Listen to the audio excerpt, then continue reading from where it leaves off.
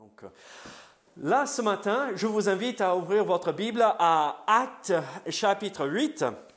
Actes chapitre 8, et après nous allons aussi regarder Actes chapitre 16. Et donc, Actes chapitre 8 et après Actes chapitre 16, donc nous ne revenons pas à cette série de messages tirés de ce livre pour l'instant. Nous allons revenir après les fêtes. Mais c'était juste un message que le Seigneur m'avait mis à cœur depuis quelques semaines. Ce message si important de comprendre le salut par la foi. Et je crois que probablement nous tous, ou si pas nous tous, la grande majorité ici avec nous ce matin sont au Seigneur, n'est-ce pas? Nous croyons en Jésus-Christ comme notre Sauveur. Et si vous connaissez le message de l'Évangile, vous connaissez le cantique « Redites-moi l'histoire ». On a besoin d'entendre, de réentendre et de le répéter et de le chanter et de le passer devant nous parce que ça nous rappelle de cette grande bénédiction, ce grand don merveilleux que nous avons reçu en Jésus-Christ. Et donc, nous allons regarder Actes chapitre 8 à partir de verset 26. Et donc, lisons ensemble ce passage. Après, nous allons prier que le Seigneur prépare toutes choses devant ce message. Donc, Acte 8, verset 26. La Bible nous dit ceci. Un ange du Seigneur s'adressant à Philippe lui dit, « Lève-toi et va du côté du midi, sur le chemin qui descend de Jérusalem à Gaza, celui qui est désert. » Il se leva et partit. Et voici un Éthiopien, un eunuque, ministre de Candace, reine d'Éthiopie, et surintendant de tous ses trésors, venu à Jérusalem pour adorer, s'en retourner, assis sur son char, et il lisait le prophète Ésaïe. L'Esprit dit à Philippe, « Avance et approche-toi de ce char. » Philippe accourut et entendit l'Éthiopien qui lisait le prophète Ésaïe. Il lui dit, « Comprends-tu ce que tu lis ?» Il répondit, « Comment le pourrais-je si quelqu'un ne me guide ?» Et il invita Philippe à monter et à s'asseoir avec lui. Le passage de l'Écriture qu'il lisait était celui-ci. Il a été mené comme une brebis à la boucherie et comme un agneau muet devant celui qui le tend, il n'a point ouvert la bouche. Dans son humiliation, son jugement a été levé et sa postérité, qui la dépeindra? Car sa vie a été retranchée de la terre. L'eunuque dit à Philippe, « Je te prie, de qui le prophète parle-t-il ainsi? Est-ce de lui-même ou de quelqu'un autre ?» Alors Philippe, ouvrant la bouche et commençant par ce passage, lui annonça la bonne nouvelle de Jésus. Comme ils continuaient leur chemin, ils rencontrèrent de l'eau. Et l'eunuque dit, « Voici de l'eau, qu'est-ce qui empêche que je ne sois baptisé ?» Philippe dit, « Si tu crois de tout ton cœur, cela est possible. » L'eunuque répondit, « Je crois que Jésus-Christ est le Fils de Dieu. » Prions ensemble. Seigneur, sois avec nous ce matin, aide-nous à comprendre ce message tellement important. En fait, c'est le message le plus important au monde entier.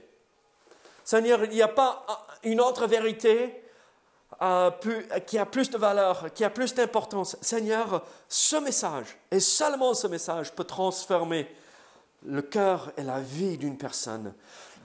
Donner de l'espoir, apporter une nouvelle vie avec toi, Seigneur. Accorder la vie éternelle. Nous assurer de la vie après la mort avec toi, dans ta présence au ciel. Seigneur, de régler cette question de péché. Seigneur, sois avec nous. Aide-nous à comprendre ce que tu veux nous montrer. Au nom de Jésus. Amen. Raoul, est-ce que tu veux bien fermer? Ça fait du bien d'entendre le bruit des enfants, n'est-ce pas, hein? Mais ça peut déstabiliser au milieu du message. S'il n'y a pas d'enfants qui ne font pas de bruit dans une église, c'est une église mourante. Donc, il faut ce bruit dans une église. Et donc, merci Seigneur pour ce bruit. Mais bon, parfois, ça nous distrait, n'est-ce pas? Surtout quand les enfants jouent bien et le mur derrière vibre et ça rebondit un tout petit peu. Ici, là, nous voyons un passage, nous connaissons ce passage, n'est-ce pas? J'ai prêché un message tiré de ce chapitre, il y a 6 mois de cela. Et nous allons regarder Actes chapitre 16 et nous allons le regarder par la suite, l'année prochaine, cette histoire de Paul et Silas qui sont en prison aussi. Et donc, c'est des histoires, des récits historiques que nous connaissons tous très bien. on pourrait raconter l'histoire et sans avoir même besoin d'ouvrir la Bible parce qu'on les connaît tellement. Mais à travers tous ces détails, il y a une vérité qui ressort, une vérité qui est importante à retenir. C'est là où Philippe demande à l'eunuque, « Si tu crois de tout ton cœur, cela est possible. » Et comment l'eunuque répond, « Oui, je crois. » Et quand nous regardons et quand nous allons regarder Actes chapitre 16 avec Paul et Silas en prison et le geôlier qui vient, qui se jette par terre, il demande qu'est-ce qu'il faut faire pour être sauvé? Et Paul répond, crois au Seigneur Jésus-Christ. Pas autre chose. Pas, comme Claude a dit ce matin, on ne se confie pas dans un homme ou une autre personne ou une église ou quoi que ce soit. La foi est simplement placée en Jésus-Christ. Et la foi seule sauve. Et c'est ça ce qui est ici merveilleux. Il n'y a pas un poids supplémentaire qui est ajouté et mis sur nos épaules. En fait, quand nous venons à Jésus-Christ par la foi, ce poids, cette charge que nous portons du péché dans la vie tombe de nos épaules et nous pouvons vivre et être libérés de tout ce que nous encombre de vivre pleinement cette vie avec notre Dieu et notre Sauveur. Nous voyons alors dans ces deux passages ici ce matin que nous allons voir qu'en fait ces deux hommes ont reçu un don merveilleux. Un don magnifique, un don que nous ne pouvons pas décrire pleinement parce qu'il nous manque du vocabulaire. Et ce n'est pas juste parce que je suis étranger, avec mon vocabulaire limité, que je n'arrive pas à décrire. Non, mais personne ne peut décrire pleinement ce don merveilleux que nous recevons de la part de Dieu quand nous venons par la foi. Hier soir, Mélisse et moi, on était invités, on était chez des amis. Et vous savez, quand on est invité, est-ce qu'on vient avec les mains vides, Anne-Marie? Non, on vient toujours avec quelque chose, n'est-ce pas? Et donc, pour la femme, la dame là, on a apporté une fleur. Pour le mari, on a apporté du chocolat.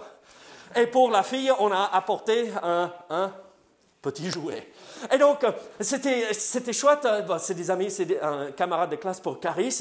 Et on était là, et on arrive, et qu'est-ce qu'ils ont dit? Toujours, oh, il fallait pas, non, mais... merci, mais bon, la prochaine fois, ne vous inquiétez pas. Mais la fille... Elle était sur les pointes du pied et elle rebondissait. Donne-moi ce don, donne-moi ce cadeau, je veux voir ce que c'est. Et c'était un sac pas emballé. Hein, et immédiatement, parti dans la chambre à jouer avec les enfants. Venez. Yann et Caris, et en train de jouer ensemble. On ne les a pas vus sauf pour manger. Et après, poum, reparti. C'était quelque chose d'extraordinaire. Elle ne pouvait pas se retenir parce qu'elle voulait voir ce qu'elle allait recevoir. Un cadeau. Là, pour mon anniversaire, quand je grandissais, il y a 3 que nous célébrons en même temps, le même jour, le même moment, notre anniversaire dans la famille. Je suis triplé, si vous vous rappelez de cela. Et qui veut dire, quand on n'est pas une famille très riche, les moyens sont petits, et donc, il faut partager en 3 tout ce qu'on faisait. Et donc, c'était... On attendait avec impatience, mais c'est dommage, ça aurait pu être un peu plus grand, comme mon frère qui est seul.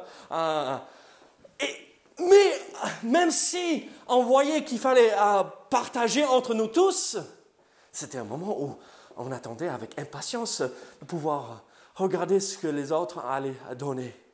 C'était quelque chose de merveilleux.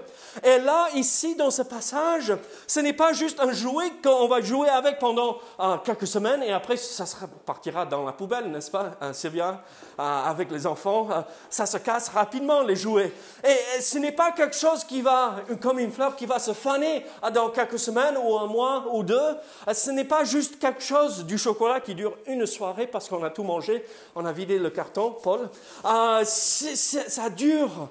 Pas juste toute cette vie ici-bas, mais toute une éternité avec le Seigneur Jésus-Christ. Et là, ce que nous allons voir aujourd'hui, c'est cette vérité, ce don magnifique que nous recevons de la part de Dieu quand nous venons tout simplement par la foi à Jésus-Christ, en croyant ce message de l'Évangile. Dieu nous sauve.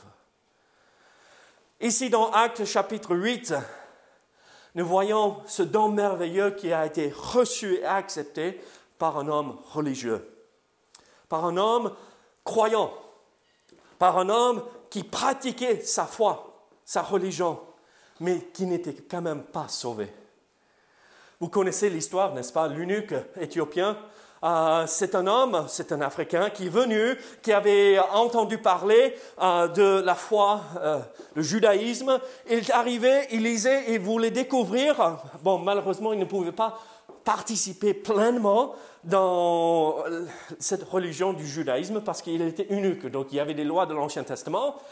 Et donc, il était là et il veut découvrir. Il est venu au moment de la Pâque, d'accord? Il était venu au moment... Moi, je crois que c'est la suite de l'histoire. Ça s'est passé et produit assez rapidement après la Pâque, la Pentecôte et tout cela. Et donc, il était là. C'était même possible qu'il voyait... tout ce qui se passait autour de Christ et la souffrance, la résurrection et tout cela. Il avait entendu parler du bruit de ce qui s'est passé avec Jésus. Et là, il veut découvrir, c'est un homme religieux, un homme qui veut connaître Dieu. Mais qu'est-ce que ce passage nous révèle? Juste parce que nous avons une foi, juste parce que nous pratiquons une religion, juste parce que nous lisons, même il lisait Ésaïe. Le prophète Ésaïe, ce prophète dans l'Ancien Testament si merveilleux, est-ce qu'il était sauvé? Non. La foi, pas dans une religion, pas dans l'église biblique baptiste du Comminges, pas dans un message d'un tel un homme, pas dans un mouvement, pas dans autre chose que Jésus-Christ. Et là, ce qui est merveilleux, c'est que Dieu préparait le cœur de cet homme. Il est allé vers ce qu'il croyait était la vérité. Le christianisme, à ce moment-là, était tout nouveau. Quelques semaines, quelques mois à peine. D'accord? C'était tout nouveau, ça.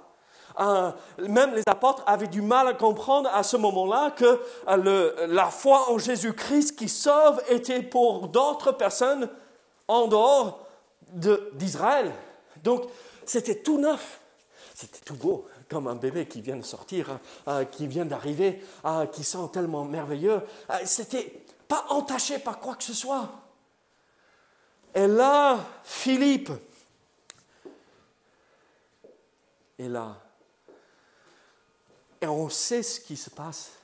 Il est parti en Samarie pour prêcher l'Évangile. Il y a un réveil spirituel en Samarie et Dieu se sert de Philippe là et des personnes viennent par la foi à Jésus et Dieu lui dit par la suite, mais quitte ce lieu-là et va à Gaza, celui qui est désert, sur le chemin là qui mène nulle part dans le désert. Philippe obéit à la voix de Dieu. Il part. Il rencontre l'eunuque. Vous imaginez, peut-être vous allez entendre Dieu vous dire, mais pars d'ici, ne reste pas là. Va au désert. Va dans ce lieu où vous croyez vous n'allez pas voir beaucoup de fruits. Va retourner la terre pour que quand la semence est semée, la parole, elle puisse pousser. Êtes-vous prêt à entendre la voix de Dieu pour vous dire, partez et servez-moi là où je vous place, où je vous envoie. Même si vous ne croyez pas, vous allez voir du fruit. Il arrive. Et qu'est-ce que l'eunuque est en train de lire? De Jésus-Christ. Cette brebis qui a été sacrifiée, qui a donné sa vie comme rançon pour moi, pour nous tous. Celui qui a versé son sang, comme on a entendu l'image là ce matin, le sang est... vous imaginez l'odeur quand on a entré dans le temple avec tout le sang qui coulait? En fait, ils ont fait des recherches archéologiques à Jérusalem et le développement des canaux et l'évacuation de tout ce sang était bien développé. C'était quelque chose d'extraordinaire parce que c'était tellement de sacrifices. Il fallait un système particulier pour pouvoir évacuer le sang. Il y avait tellement de sang. Et donc, nous, on regarde ça et immédiatement, on dit, mais ça, c'est dégoûtant. Mais en même temps, merci Seigneur pour ce sang qui a coulé à la croix. Quand Christ a été attaché à la croix. Parce que sans ce sang, effusion de sang, il n'y a pas de rémission de péché. Ce sang qui nous lave, qui nous purifie. Et chaque fois, vous m'avez entendu parler de ce cantique en anglais, There is a fountain filled with blood. Il y a une fontaine remplie de sang. Et quand nous nous plongeons dans cette fontaine, nous ressortons de cette fontaine blanc comme la neige. Pourquoi? Parce que Christ nous lave, il nous purifie. Et un homme religieux avait besoin de traverser cette expérience, de venir et dire, oui, je crois que Jésus-Christ est le Fils de Dieu. Nous nous disons, mais ça c'est une confession assez bizarre. Pourquoi a-t-il dit Jésus-Christ est le Fils de Dieu? Mais dans cette phrase, il y a une foi simple. Jésus-Christ, Jésus, l'homme qui est venu, l'homme qui a vécu parmi nous, l'homme parfait. Christ, le Messie qu'on attendait depuis des siècles et des siècles et des siècles. Ce Messie qui est venu pour se sacrifier, et c'est lui en qui je crois. Il est le Fils de Dieu, c'est cet homme qui est 100% Dieu, le Fils de Dieu, il s'est incarné pour moi. Je crois en lui. Je crois dans ce message de la mort et la résurrection de Jésus-Christ, qu'il a payé la dette de mes péchés. Oui, je crois. Et immédiatement, on le voit par la suite, premier pas d'obéissance, le baptême. Ce n'est pas « je suis sauvé par le baptême », comme certains enseignent, mais j'obéis suite à mon salut. Suite à ma foi en Jésus-Christ, j'obéis à cette voie. Oui, je crois, donc je veux servir Dieu, je veux avancer dans ma vie avec le Seigneur, donc j'obéis à ce commandement et je me fais baptiser. Alors, peut-être vous êtes religieux. Vous avez une foi. Mais est-ce que l'objet de votre foi est Jésus-Christ? Ou est-ce que c'est un mouvement, ou une religion, ou une église, ou ceci, ou cela? La Bible nous enseigne que ce n'est pas cela qui nous sauve. C'est Jésus et Jésus seul. Alors nous voyons un homme qui s'est converti en Actes chapitre 8, mais un homme religieux. Il avait besoin de Jésus-Christ comme son sauveur. Il a accepté le message. Mais regardez à partir de Actes chapitre 16, verset 24, nous voyons une autre histoire merveilleuse qui nous relate un autre homme qui est venu à Jésus-Christ. Regardez à partir de verset 24. Le geôlier, ayant reçu cet ordre, donc pour Paul et Silas, les jeta dans la prison intérieure et leur mit les ceps aux pieds. Vers le milieu de la nuit, Paul et Silas priaient et chantaient les louanges de Dieu. Et les prisonniers les entendaient. Tout à coup, il se fit un grand tremblement de terre, en sorte que le fondement de la prison fut ébranlé. Au même instant, toutes les portes s'ouvrirent et les liens de tous les prisonniers furent rompus. Le geôlier se réveilla et lorsqu'il vit les portes de la prison ouvertes, il tira son épée et allait se tuer, pensant que les prisonniers s'étaient enfuis. Mais Paul cria d'une voix forte, « Ne te fais point de mal, nous sommes tous ici. » Alors le geôlier, ayant demandé de la lumière, entra précipitamment et se jeta tout tremblant aux pieds de Paul et de Silas, et les fit sortir et dit, « Seigneur, que faut-il que je fasse pour être sauvé ?» Paul et Silas répondirent, « Crois au Seigneur Jésus-Christ, et tu seras sauvé, toi et ta famille. » Et ils lui annoncèrent la parole du Seigneur. ainsi qu'à tous ceux qui étaient dans sa maison. Qu'est-ce que nous voyons ici? Nous ne voyons pas un homme religieux, un homme païen. Un homme qui, le mieux qu'on peut imaginer, un homme qui croit dans les dieux romains, dans les dieux grecs, si vous voulez. Il est polythéiste, au mieux.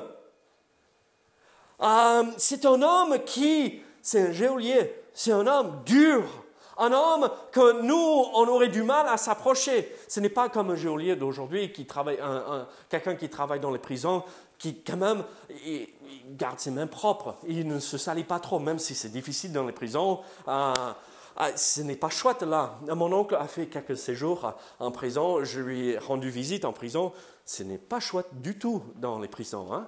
C'est dur. Et les personnes qui travaillent dedans, ils ont une carapace assez importante pour pouvoir persévérer dans ce milieu. Ce n'est pas facile. Donc cet homme a vu tout que vous pouvez imaginer de ce monde, toutes les mauvaises choses que vous pouvez imaginer et contempler, ces choses horribles.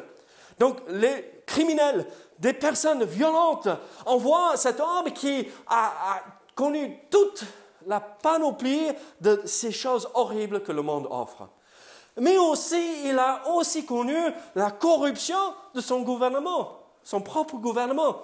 Paul et Silas, qu'est-ce qu'ils ont fait en dehors de prêcher Jésus-Christ? Rien. Mais ça ne plaît pas, donc on le met en prison. Donc on voit la corruption du gouvernement là, à ce moment-là, où on ne supporte pas que quelqu'un vienne dire la foi en Jésus seul sauve, et les autres ont une éternité séparée de lui en enfer. Ça ne plaît pas. Et aujourd'hui, ça ne plaît pas non plus. Et donc cet homme, vous imaginez combien il doit être dur? Mais vous savez ce qui s'est passé? Ça n'a rien à voir avec Paul et Silas. Ça a tout à voir avec Dieu. Paul et Silas sont arrêtés, ils sont jetés en prison. Et pas juste la cellule là à côté de l'entrée où ils peuvent voir les gens passer et discuter avec les gens, recevoir de quoi manger. Là, Paul et Silas sont battus et ils souffrent énormément.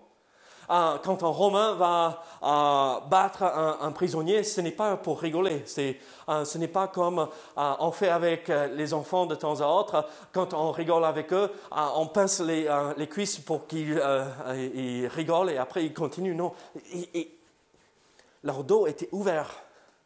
Il y avait du sang partout à cause de cet homme. Mais Paul et Silas sont en prison et là, dans les cellules, ils ont pu parler et chanter. Et ils commençaient à avoir une réunion de prière là en prison. Et là, ça bouscule tout le monde. Même les prisonniers entendent Paul et Silas chanter. Donc Paul et Silas, deux hommes. Ça serait comme Paul et moi chanter. Paul chante fort, moi je chante à peine. Et bien sûr que ça va... il neige pas. Donc Paul, tu n'as pas bien chanté aujourd'hui. Hein? Mais peut-être Paul chantait bien, peut-être Silas chantait bien, peut-être ils avaient une belle voix basse comme certains. Peut-être pas, on ne sait pas. Mais vous imaginez la puissance de ce témoignage. Tous les prisonniers ont entendu Paul et Silas parler de Jésus-Christ, chanter de Jésus. Ils ont entendu ce message qui a bouleversé le monde. Même dans ce chapitre 16, on dit que ces mêmes personnes qui ont bouleversé le monde entier sont venues chez nous. Paul et Silas sont arrivés.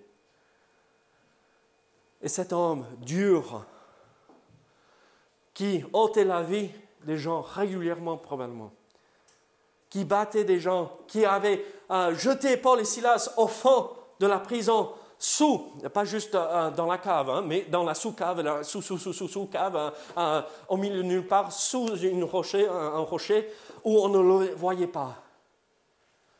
Cet homme a entendu ce message et son cœur a été brisé.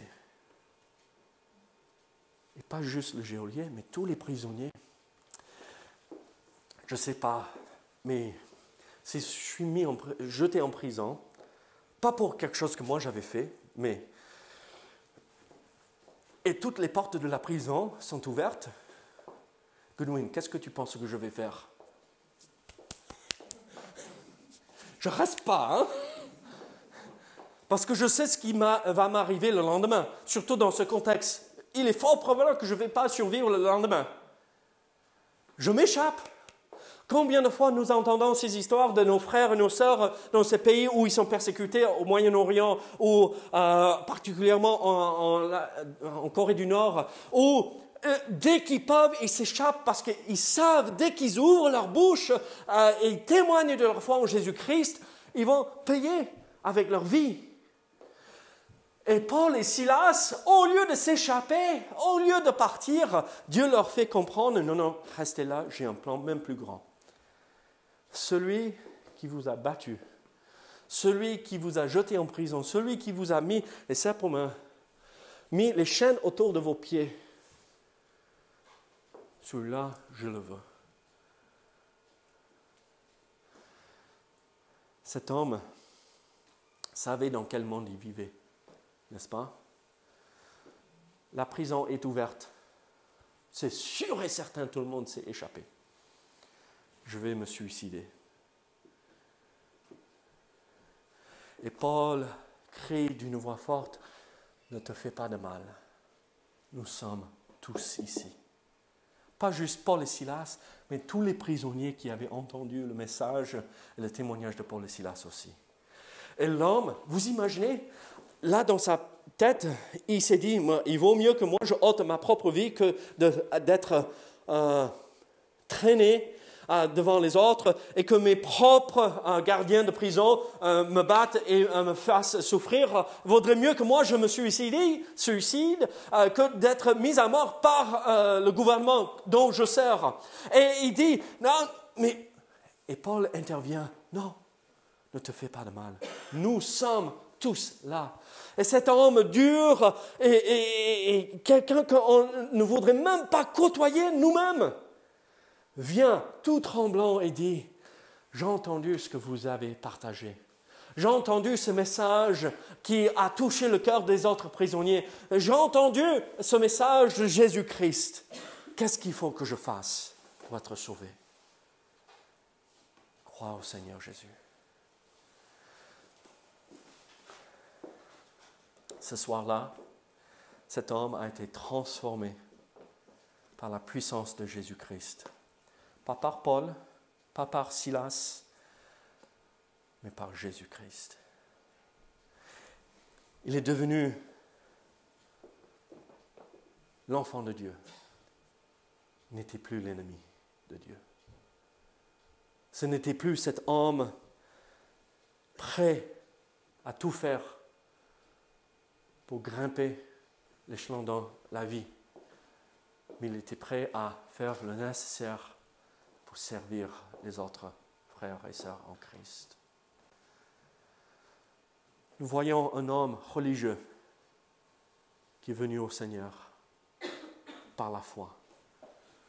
Et qu'est-ce qu'ils ont dit? Crois au Seigneur Jésus-Christ et tu seras sauvé. Il a cru. Un homme du monde, un infidèle, comme les Juifs appelaient tous les autres, impur, sauvé. Alors quand je vois cela, je contemple les merveilles de Dieu. Dieu peut sauver n'importe qui.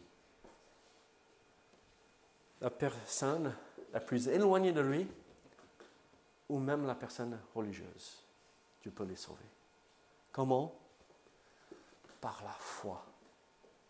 Dans ce message si merveilleux.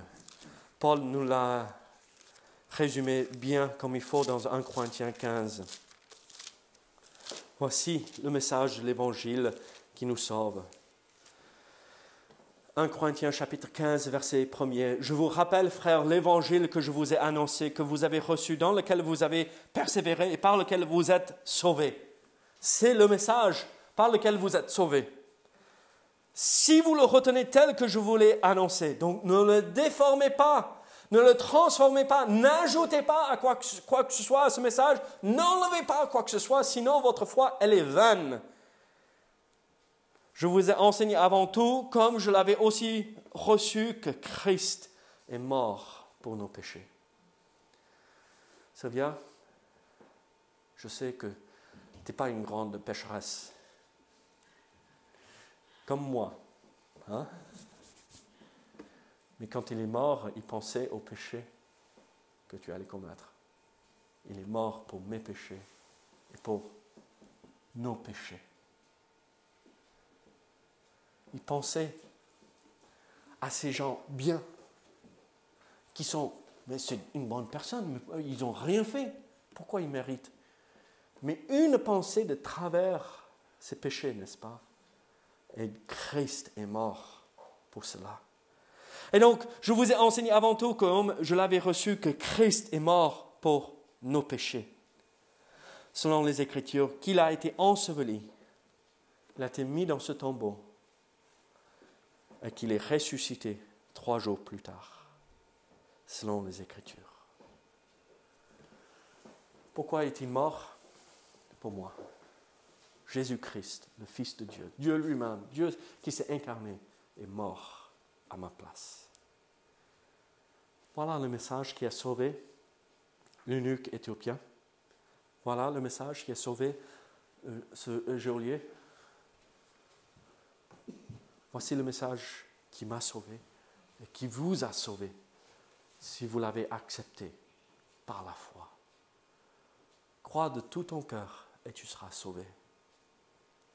Croire de tout son cœur, ça veut dire je confie mon éternité à Jésus-Christ. Je me confie entièrement à lui et il me sauvera si je crois dans ce message.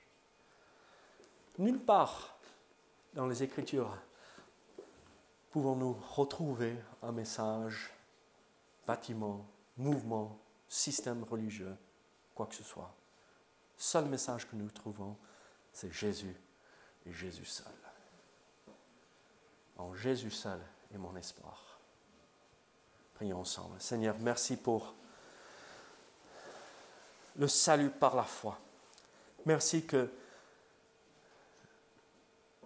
c'est toi qui accomplis cette œuvre magnifique en moi.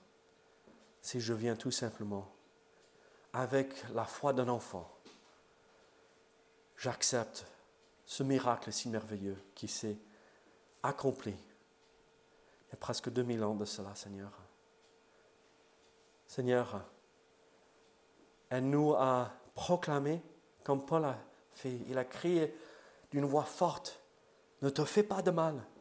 Nous pouvons crier d'une voix forte aussi, ne placez pas votre foi en autre chose que Jésus seul.